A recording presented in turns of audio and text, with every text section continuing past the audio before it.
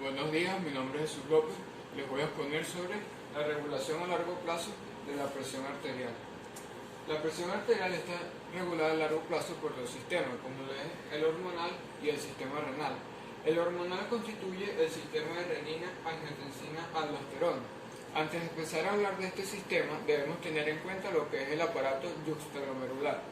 Está compuesto por el glomérulo, el túbulo renal distal con la mácula densa, además de las arteriolas eferentes y aferentes del riñón. Las arteriolas aferentes son de gran importancia ya que estas poseen células especializadas en músculo liso, que son estas que se observan acá. Son llamadas células yuxtaglomerulares. Estas son las que van a secretar renina, como veremos a continuación. Este sistema se activa ante la disminución de la presión arterial y del sodio y produce los siguientes procesos. Ante la disminución de la presión arterial, disminuye también la perfusión renal, también conocida como hipoperfusión. De esto se van a percatar las arteriolas aferentes del riñón y van a convertir la prorenina en renina. La renina es una enzima que cataliza la conversión de angiotensinógeno a angiotensina 1. Este angiotensinógeno es una proteína plasmática secretada por el hígado. La angiotensina 1, por su parte, no posee gran acción biológica, además de ser el precursor para la angiotensina 2. En los pulmones y riñones se produce la conversión de la angiotensina 1 a angiotensina 2, reacción que está catalizada por la enzima convertidora de angiotensinógeno, o ECA.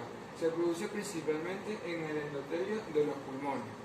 Esta angiotensina 2 va a tener las siguientes acciones, como lo es, va a actuar en la zona glomerulosa de la corteza de la glándula suprarrenal, estimulando así la síntesis y secreción de aldosterona.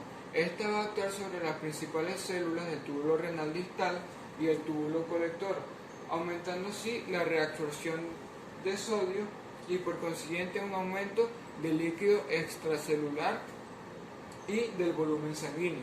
También va a actuar sobre las arteriolas, produciendo una vasoconstricción, lo que aumenta la resistencia vascular periférica y así aumentando la presión arterial.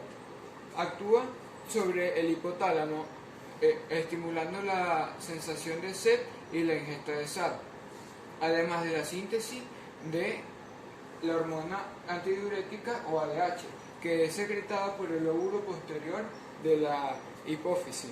Esta hormona va a actuar sobre el túbulo renal colector para estimular así la reabsorción de sodio y aumentar el volumen de líquido extracelular, el volumen sanguíneo, además de la presión arterial. Cuando existe un aumento de la presión arterial, se produce un descenso de la renina y angiotensina, por lo que se produce el descenso en la retención de sal y agua. Estos efectos van a llevar al retorno de la presión arterial al valor normal. En la rapidez e intensidad de este sistema, observamos un experimento realizado con el sistema de renina-angiotensina activo y sin el sistema de renina-angiotensina activo. Ante una hemorragia aguda, vemos que la presión arterial disminuyó de 100 a 50 milímetros de mercurio y en un intervalo de 20 minutos con el sistema de renina-angiotensina activo la presión arterial aumentó a 83 milímetros de mercurio. Caso contrario, que sin el sistema de renina-angiotensina activo solo aumentó a 60 milímetros de mercurio.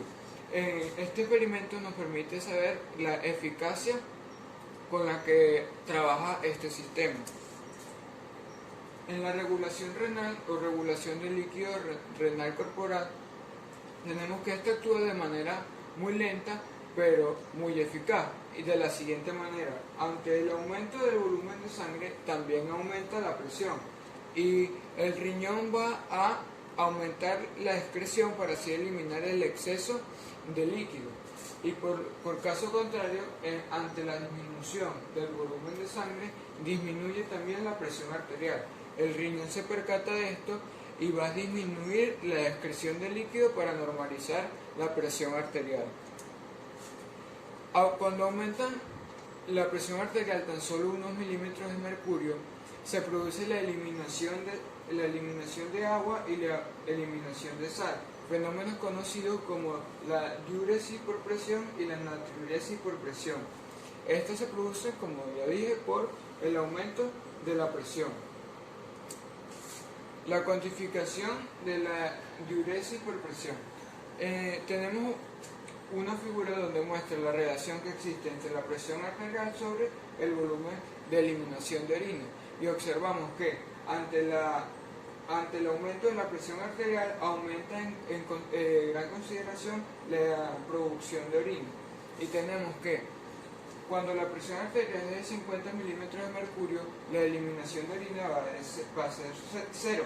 Ante una presión arterial de 100 milímetros de mercurio, su valor es normal, y ante un aumento de la presión arterial a 200 milímetros de mercurio, su valor va a aumentar de 6 a 8 veces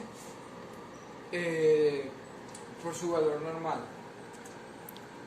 En un experimento realizado en unos perros, se le bloquearon los mecanismos de reflejo nervioso que regulan la presión arterial y se le hizo una infusión de 400 mililitros de sangre vía intravenosa, y lo que podemos observar un aumento del gasto cardíaco al doble de su valor normal, y la presión arterial media a 205 milímetros de mercurio, 115 milímetros de mercurio por encima de su valor normal.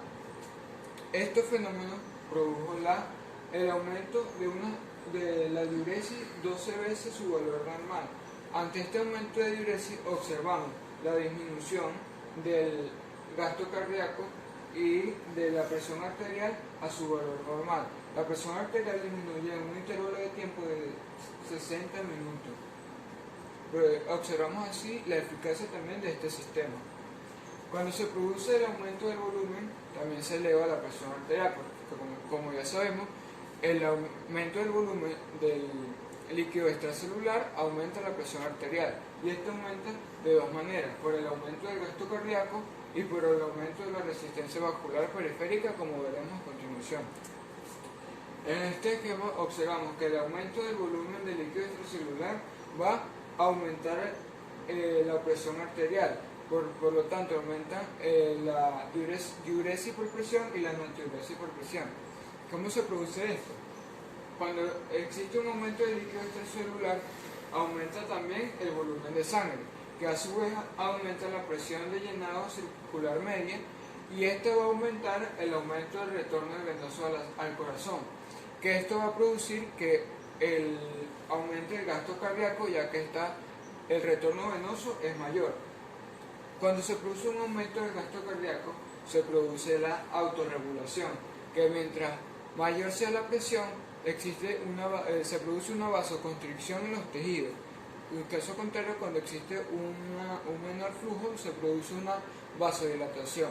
En este caso tenemos que la presión aumentó, por lo tanto se va a producir una vasoconstricción en los tejidos, aumentando así la resistencia vascular periférica o resistencia periférica total, y va a producir el aumento de la presión arterial, aumentando así el volumen de diuresis. Por lo tanto, disminuye el volumen del líquido extracelular y su presión, y la presión llega a su valor normal.